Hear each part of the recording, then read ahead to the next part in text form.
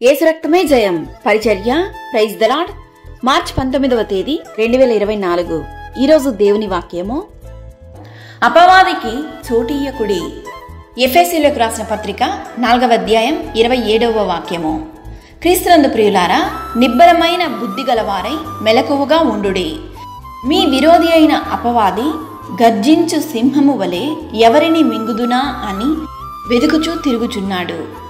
దీనిని బట్టి దేవుని పిల్లలెవరో అపవాది పిల్లలెవరో తేటపడును.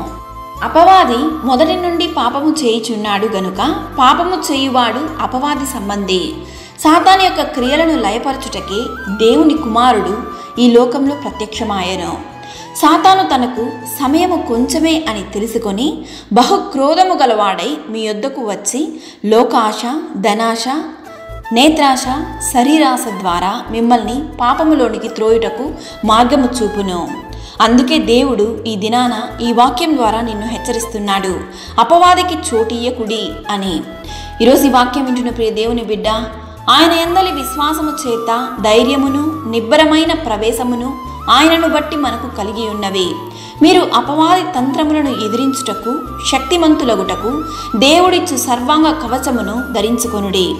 అపవాది క్రియలు మీ దరికి చేరకుండా ఉండాలంటే నీవు దేవుని వాక్యానికి లోబడు. ప్రతిదినము వాక్యాన్ని ధ్యానించుము, ప్రార్థించుము. ప్రభువైన యేసుక్రీస్తు కృప మీకు తోడయుండును గాక. ఆమేన్. God bless you.